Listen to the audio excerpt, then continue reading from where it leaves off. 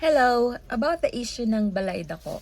So, I know na narinig niyo na yung issue about aspirin na hindi pinapasok sa balay dako dahil sa hindi daw pasok sa weight requirement.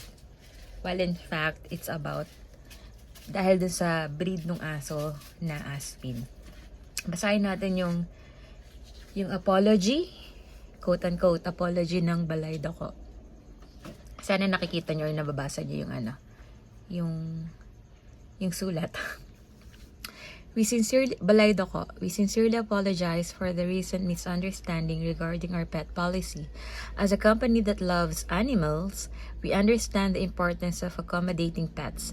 However, we must also consider factors such as spacing and the safety of all our guests.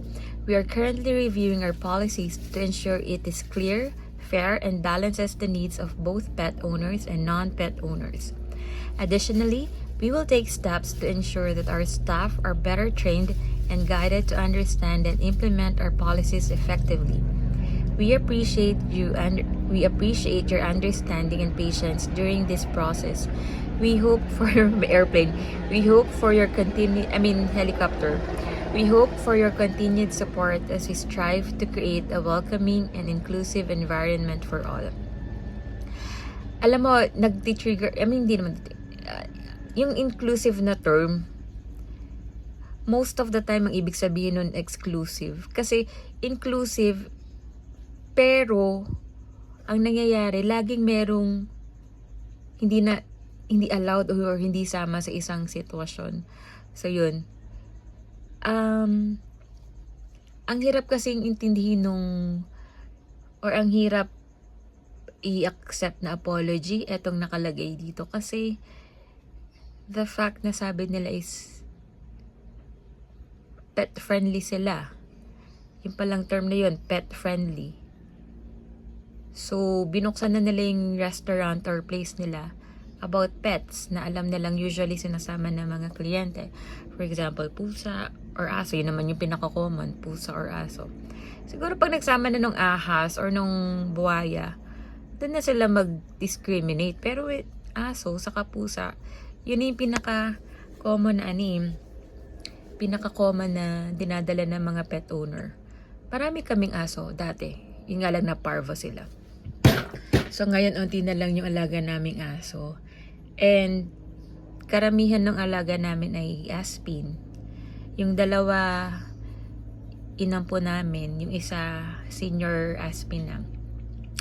And personally, hindi ko gusto magdala ng aso sa mall. Una-una, hindi naman ako mayaman. Wala kaming sasakyan wala kaming kotse para, para convenient yung pagta-travel. Saka yung mga aso kasi, for me, iba pa rin yung nature nila.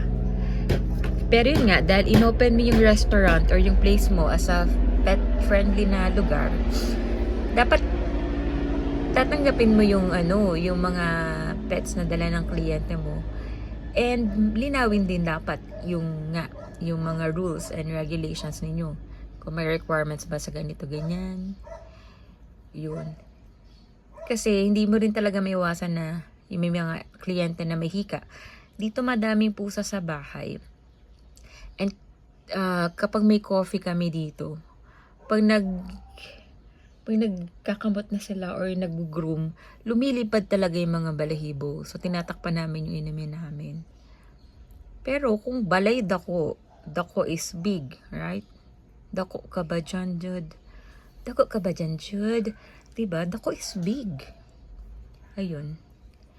Gusto ko lang magbigay ng opinion about that na hindi dapat dinidiscriminate ang mga aspin.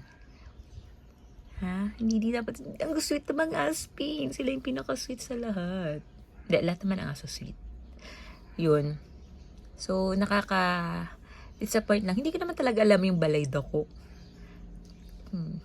Di pa naman nakakapunta dyan. Pero yun nga.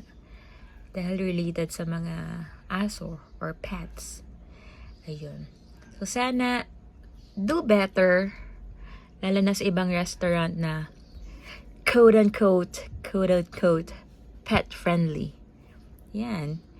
You live by your na din. Kung ano pinoproject niya sa social media or kung anong gusto nyong branding. Ayan, yun lang. Ano pa ba? Magpapalam ba yung mga pusa ko? Ayan. Thank you for watching. Bye!